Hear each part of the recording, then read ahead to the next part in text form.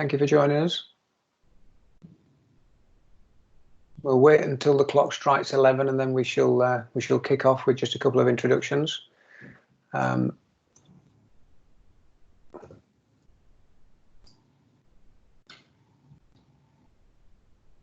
Dudley, good morning.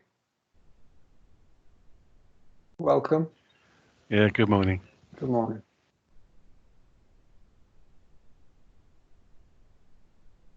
Okay. Adam? Chocks away. Okay. Good morning, everybody, and thank you for joining us. The first in a series of straight talking webinars that STL are running in an attempt to make sure that we're communicating with customers and prospects alike. We're being an informative business. As I said a few minutes ago, for those that were on the call, Adam and I have dared to go video this morning. We thought we should put some faces behind the names. After all, despite all the technology in the world, we hope and believe we'll still be a person-to-person business at some point. That's what keeps the world going round. Myself, Paul Ballinger, Managing Director of STL, and Adam Armit. I'll let him introduce himself in a moment. The webinar is being recorded, so it will be sent out afterwards, so you can view it in your own time if you get distracted on this or other things attend. We've asked you all if you could kindly place yourselves on mute, and then there's no background noise interrupts any of the audio. If there are any questions, for those that are familiar with Teams, which is the application that we're using this morning, if you could just click on the meeting chat window, which should be in the speech bubble, appears on a toolbar when you move your cursor across the webinar screen, and just type any questions in there as you go, and we'll answer them as and when, and hopefully that suits everybody. Adam, do you want to do your introduction? Yep, certainly do. Hi, I'm Adam Armit from STL, one of the IT account managers. So I'm just going to be working with Paul and going through some of the topics that we're going to cover off in today's straight talking webinar, and then we can go from there. So I'll control the slides, Paul, if you want to get going. Thank you. Nothing terrifying in that whatsoever, is there? So a brief introduction. Sadly, technology is a passion of mine. I've got to be honest. I love learning the trends that technology is making and the trends that technology is taking us down. My passion probably comes from trying to work as efficiently as I possibly can and making sure that the people around me are working as efficiently as we possibly can. I suppose that for those guys that work with me on the call, they'll know that one of my phrases about less is more is where we try and be all the time. If we put the information in the right place and it's accessible by the right people through an easy medium, it means we'll all get our jobs done a little bit easier and get more done effectively. So again, deciding which technological solutions we go with is super important to ensure the efficiency. There are a multitude of things out there that appear to do the same thing. This webinar is not about how you work best in a workplace, 10 things you should do about your health. It's not about us selling you a particular product either. We've chosen to use Teams this morning on the call because that would be our proprietary software. We're a Microsoft Silverhouse, so it would be a natural thing for us to use Teams. It's what we use daily in our business prior to COVID-19 and hopefully after COVID-19. So moving swiftly along, this call's about what we see the three main things that you should consider when you are working from home. And a brief conversation with somebody earlier this morning, I remember being asked to work from home probably some 20 years ago.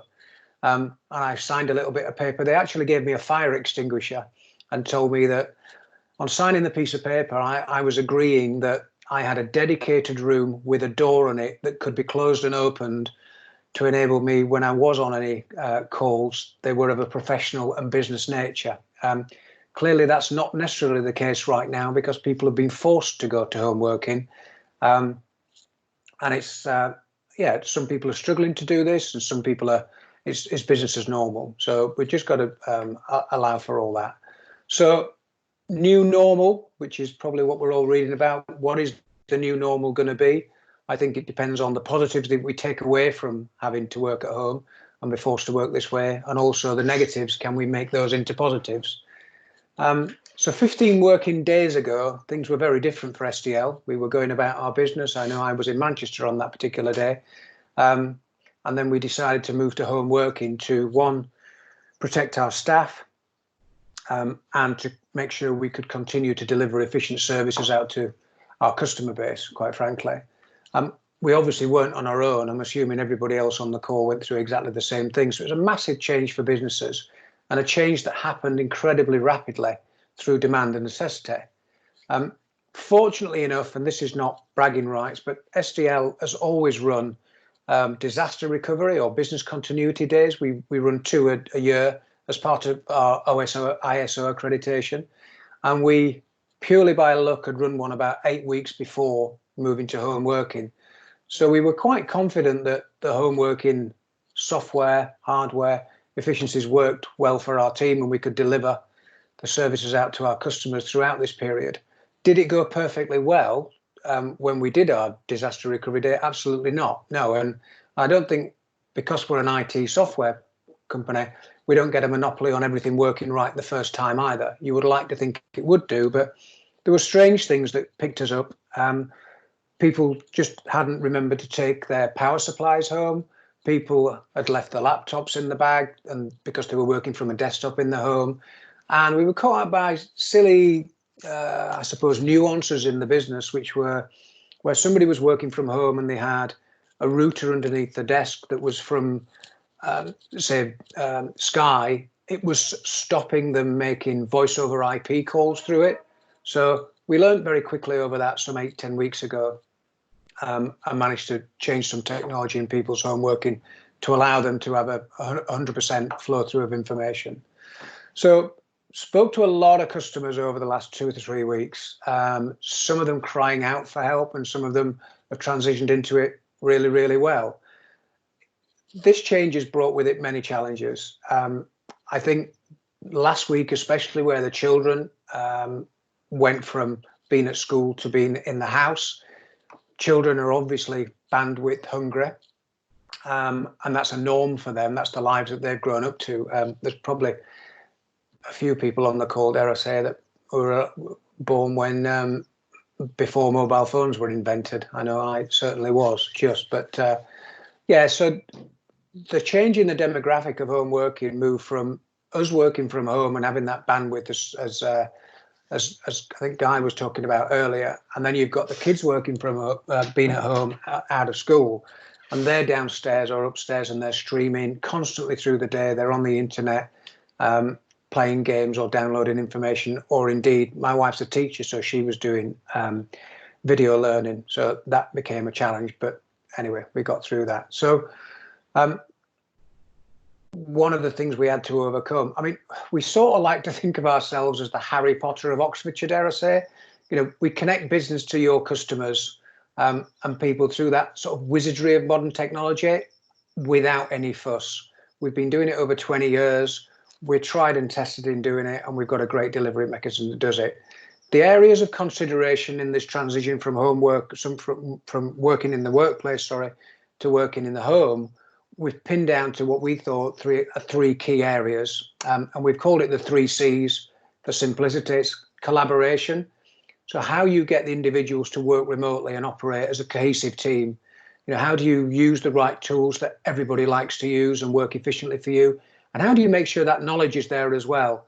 In our business, we're a business of nearly 45 employees, and we're very proud to have 5 generations of people working in that business. So the knowledge is spread across, 5 generations. It's a challenge making sure that that level is at the right level to use the technology that you're providing to people to provide the service. The next C would be the connection, and you can't have lived, the last 2 or 3 weeks without broadband or fibre connectivity being part of anybody's conversation. Without it, we're all effectively dead in the water. So that has become not a nice to have or a good to have. It's an absolute necessity. It's almost like business oxygen, dare I say.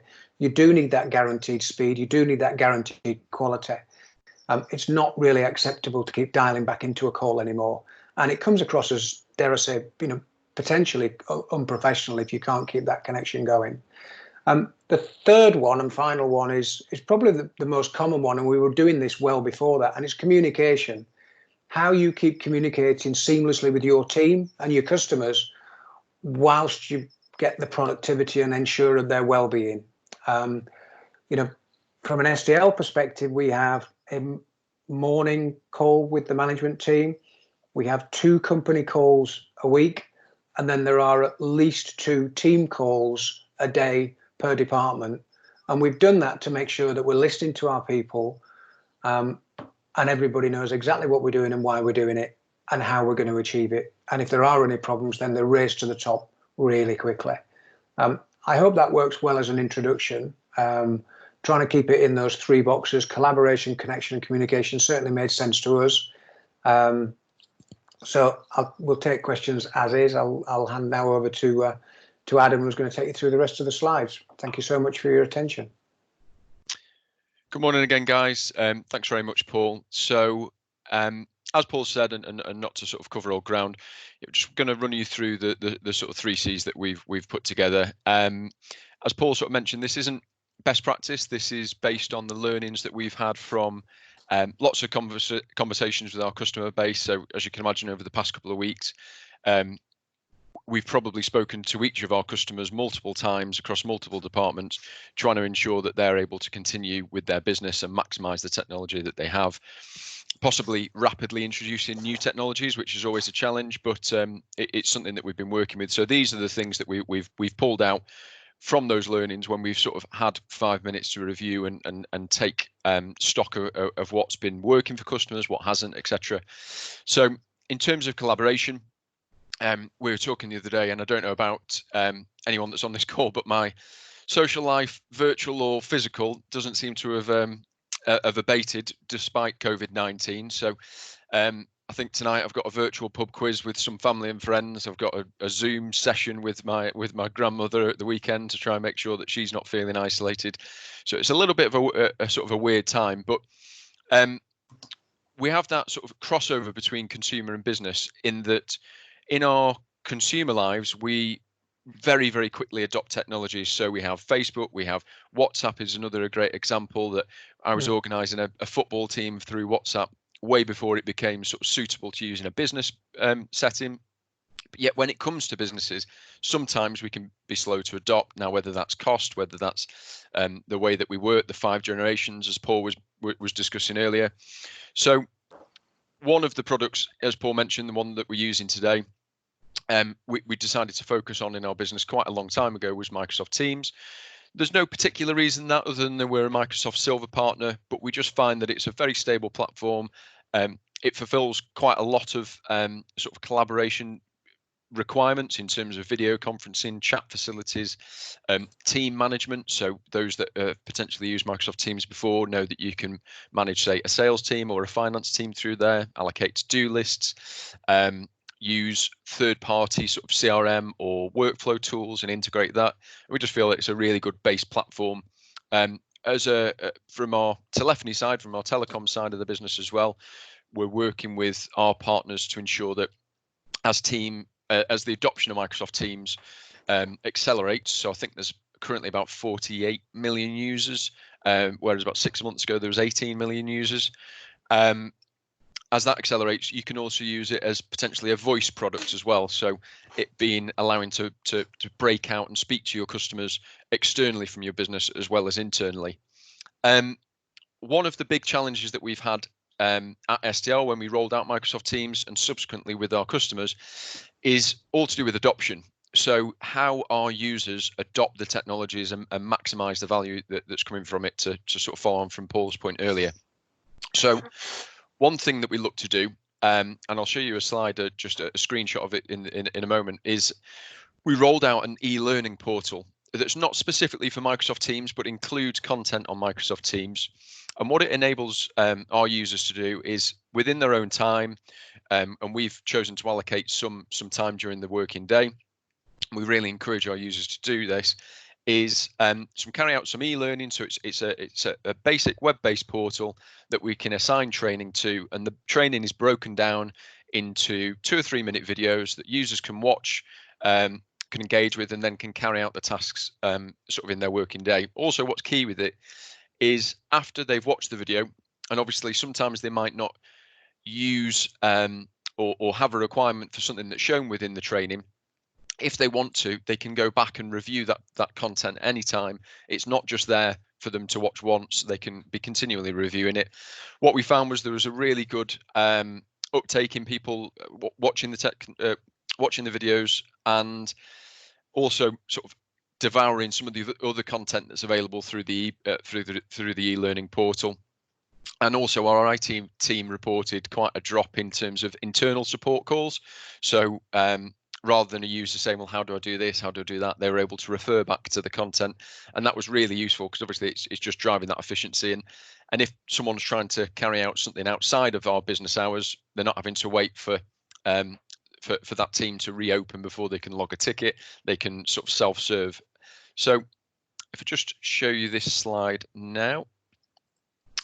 So this is a screenshot of the portal. So as you can see here, top left-hand side, it refers to the course library. The content that's shown here is working with Microsoft Teams.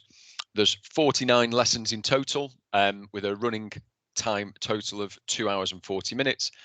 It was last revised on March the 13th. So I did this screenshot a couple of days ago when we prepared the slides. It wouldn't surprise me if that's been revised again. So the content is constantly being refreshed. It's not from a moment in time. It's always being updated based on the updates that Microsoft roll out. So we can allocate this to your users. So there's not only for Microsoft Teams, as I said, but all of the Microsoft suite of products. There's also some really good cybersecurity training within there. And just to pick out on a lesson, so say for example, lesson 9 or lesson 8 at the moment. So joining a team, 1 minute 45 seconds, show you how to join a team, make sure that you're doing it properly, make sure that you're not going to make any mistakes. There's a really good lesson that's further down, sort of how to host a video. So we made sure that we're watching this in readiness for today's webinar. But yeah, as I said, the adoption has been really good because of that. And where we've had so an example with a customer of ours is a private college that sent 160 of their students and tutors home. Obviously, when the CV-19 broke, they're now able to run all of their distance learning over Microsoft Teams. Obviously, we had concerns about the amount of calls that was going to then generate from people using the software. So we included this as part of the solution and project management. And as I said, we're not seeing any sort of sharp intake in support calls. It's been really, really useful for students just to refer onto how do they upload their work, how do they share files, etc. So that's worked really well. Finally, on collaboration, before I move on to sort of connectivity, what we found when we were running our DR days and with people working from home generally within our business and with customers alike is making sure that the hardware that those users have is the best possible available for budget, really, but making sure that there's a good quality headset. So I've got my headset on today, wired headset with a good noise cancelling, good quality of audio. Make sure that there's a decent webcam, because for those users that were maybe only using a webcam through a laptop or had a sort of a poor quality set of headphones, so to speak, the adoption again was hindered because they didn't feel that the quality of audio was very good. They sounded quite tinny. Hopefully we're not having that today. They didn't feel confident doing any sort of video presentation because the quality was quite grainy. So we just found that by investing at the beginning from the outset with decent camera, decent set of headphones, it just meant that adoption was as quick as possible. And that's something that's been reflected with customers.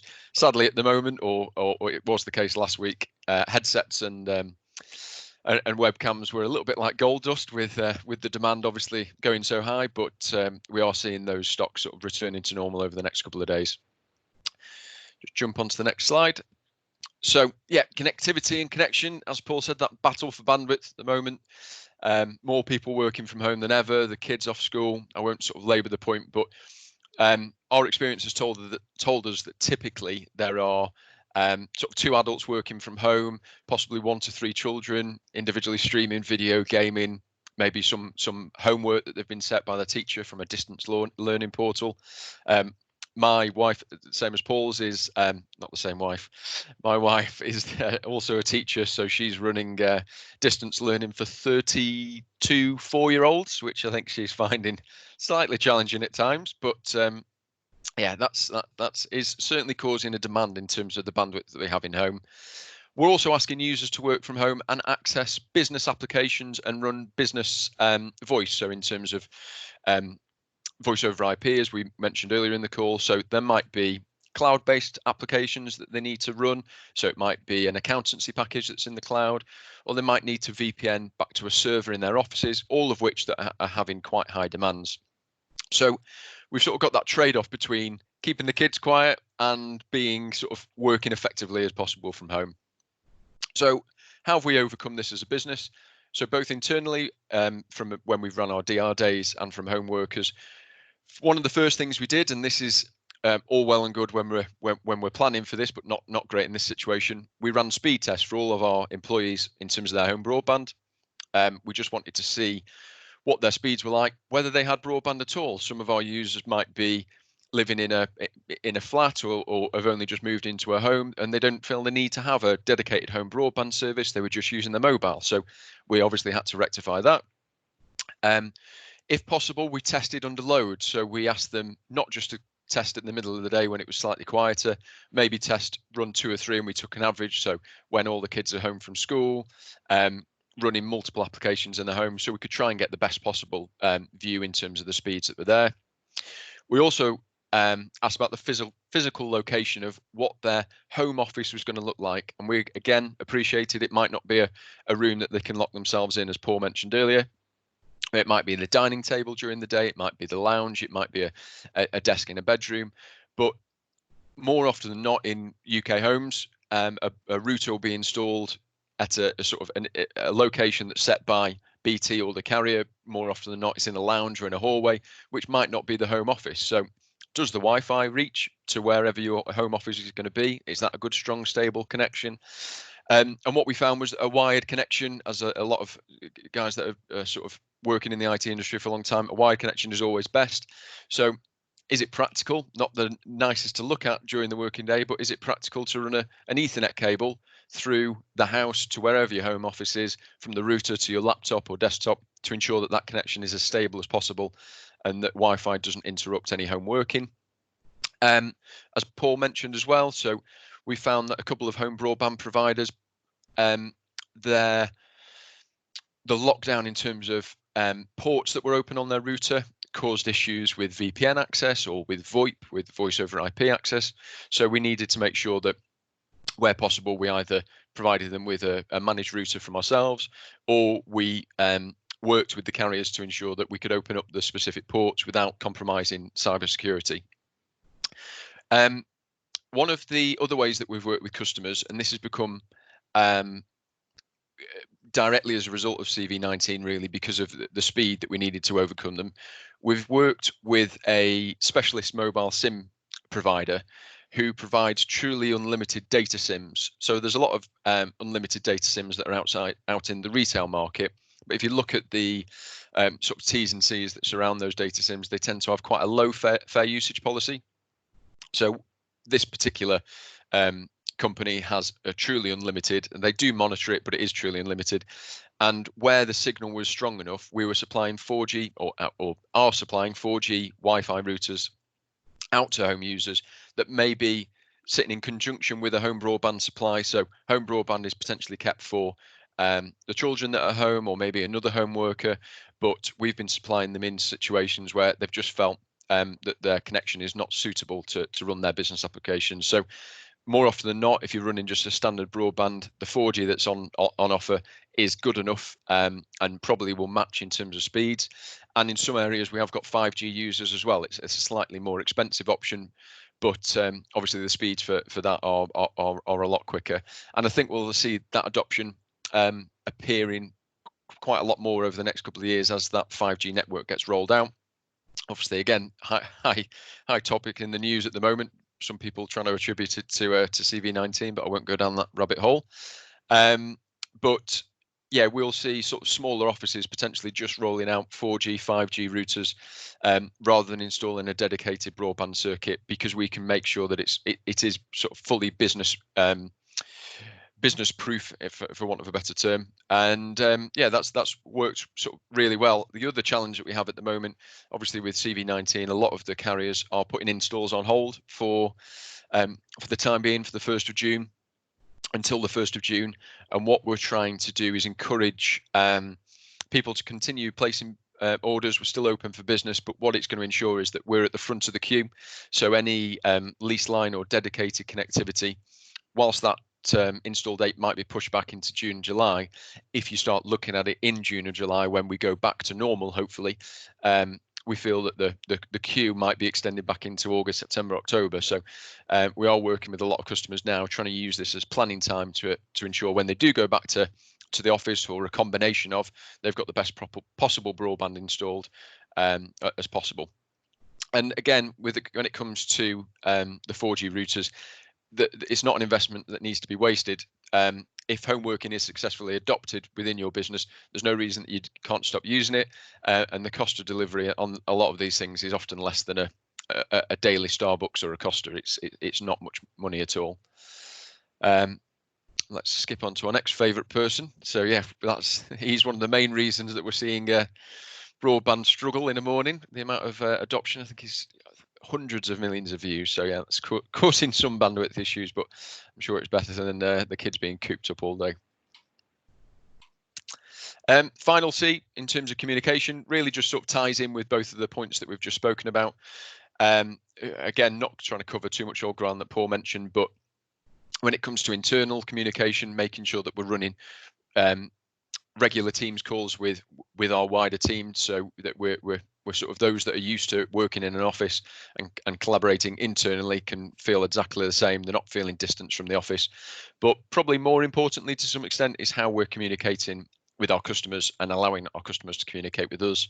So we've changed all of our face-to-face meetings to video meetings over Teams, sharing screens with them, running webinars. I think I sort of pushed it to the limit the other day with a customer doing a 3-hour web demonstration of a new phone telecom solution that we were suggesting for them. That sort of did take it to the nth degree, but it worked, and it didn't mean that the customer had to travel into London. So I think we'd probably use it again for that particular customer. Some really good feedback. But when it comes to users that are potentially having issues distributing their customer calls out to their workforce, we've been rolling out sort of temporary remote working solutions. So soft phones that run on people's laptops and desktops or mobile phones. And then we put in smart diverts from their offices out to those remote users to ensure that calls are never missed. We're still taking calls and fielding calls from customers even this week to try and make sure that they're finessed and changed. We can overlay call recording functions onto them. We can overlay call statistics onto them as well. So if you've got a sales workforce, for example, that is working remotely at the moment, maybe you want to track to ensure that they're still making outbound calls, making sure that they're answering calls in a timely manner, we can overlay those call statistics on there as well. And just making sure that we're trying to run our businesses effectively as possible, even though we are running remotely. So I appreciate that we've probably cantered through that at quite a pace. We've tried not to waffle on as much as possible with the straight talking theme, but obviously if anyone's got any questions, I can't see whether anything's come in the sidebar at the moment, but possibly if you want to take yourself off mute and answer any questions, please fire away. And myself and Paul's email addresses are up on the screen at the moment, should you want to get in contact and discuss any of those topics further. But anything else from yourself, Paul? Only to add, I think whether you're a lover or a hater of hosted telecommunications, that would have been an easier transition over the last 2 or 3 weeks for businesses where they've been using a hosted telephony solution in their workplace.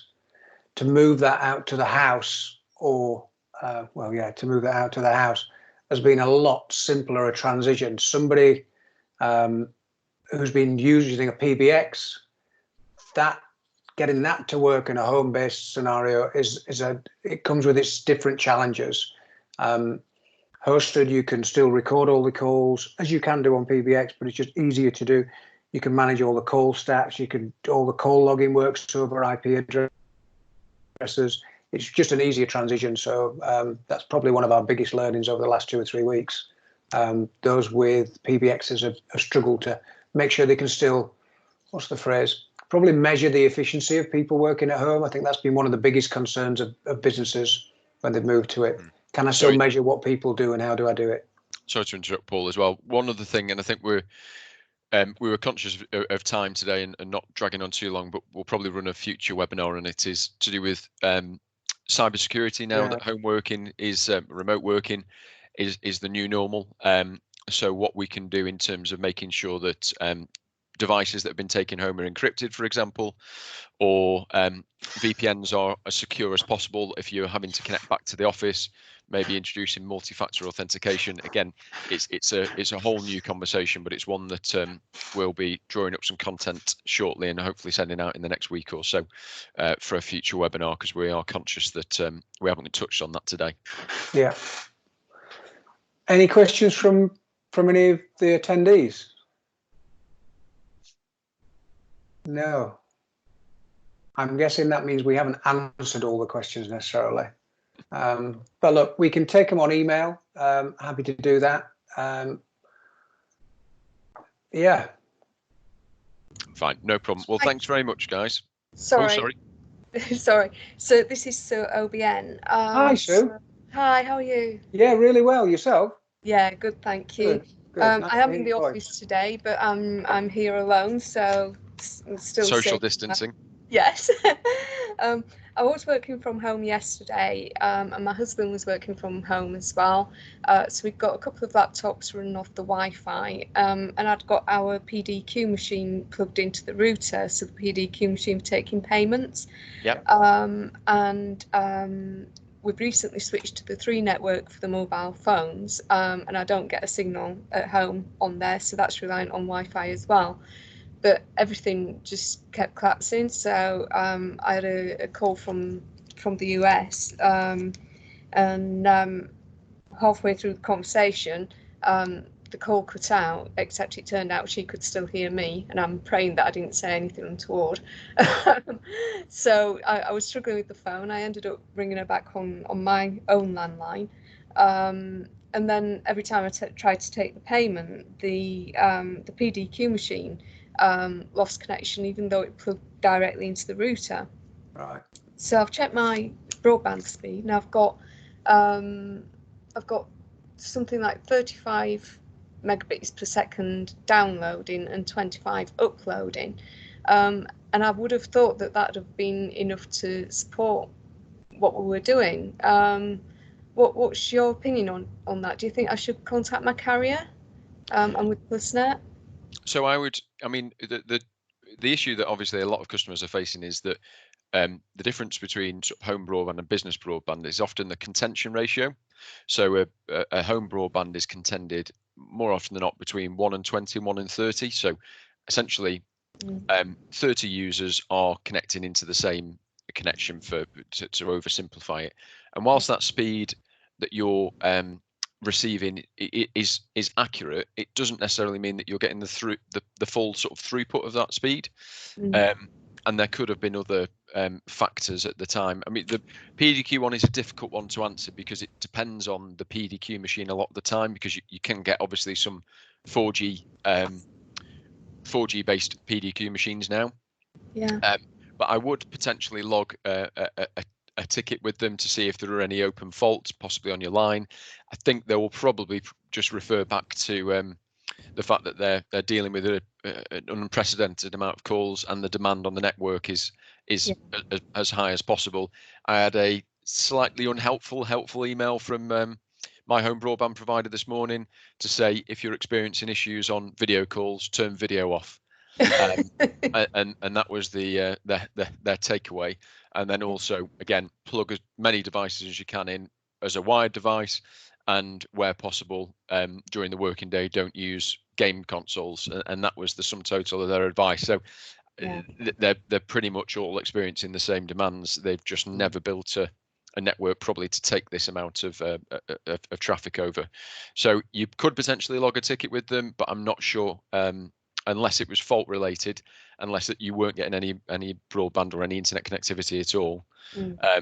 In that sort of scenario, I think that would be where I would potentially look at a 4G alternative. Obviously, saying 3, you don't have any signal, but we can check with a postcode, obviously, what carrier would give you the best signal quality, and then maybe split some of your requirements off. So the routers that we send out, for example, do have an Ethernet connection on, so you could run the PDQ off that. They don't have a static IP address, so I don't know whether the PDQ machine possibly needs a static IP. I wouldn't have thought so. No, I have used it successfully a few days ago. Okay. I was amazed actually, because we did think it might be a static IP, but no, I literally just plugged it in at the mains, plugged it into the router, and it worked perfectly. It was just yesterday seemed to be really bad for the internet as a whole to be dropping out, you know, the hardwire as well. Yeah. But as you say, you know, it will be a contented line, so yeah, other people will be sharing it, I guess. Yeah, I mean, if you want to drop us an email, and we can follow up if you want to have an idea of the pricing for the 4G router, then we can certainly provide that. Obviously, with no obligation, but that might be an alternative. And then in the future, you've got another option. Should you be working elsewhere, you can take that with you, and obviously it just requires power. It can be powered from USB, but it's another option to run with. Yeah. Certainly, it's been a requirement from, in particular, last week.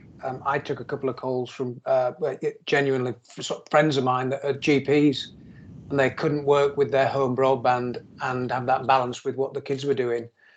So they just went down the 4G route, and if I'm honest, the cost was insignificant versus the productivity of what they were currently trying to do at the moment. You know what I mean? It wasn't. It was just, we need to work, and we need to work now. Exactly. And that's it. And it's just, you know, the unproductivity time, the frustration and the headache that goes with it.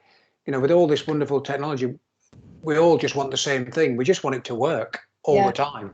And, you know, that's part of what we try and do as a business, try and make it simple, as you know, hopefully. I do. Yeah, no, good question. Sadly, you're not on your own. I mean, we're talking to Guy earlier, and I think he was mentioning, you know, the carriers are throttling back on certain things. So unless you've got an uncontended or you've got a business grade service going in, and I think the guy was saying he was paying for X bandwidth and was only being delivered Y.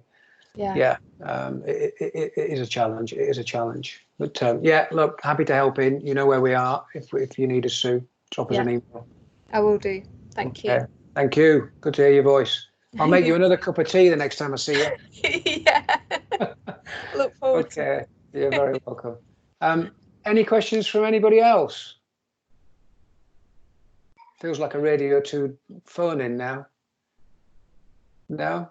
Okay. Well, our emails are on the screen. We're very welcome. You're very welcome to email in with any questions or things you think we might support you on, and hopefully you found this of interest. And we'll keep you posted on to the next one, which, as Adam said, alluded to, it'll probably be more focused on cybersecurity and considerations when home working.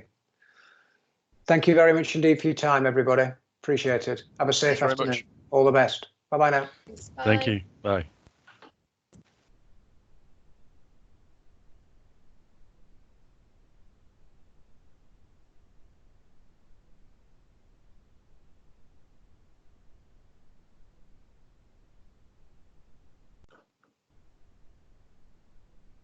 And then there was me and you. Right, I'll end that now and stop the recording.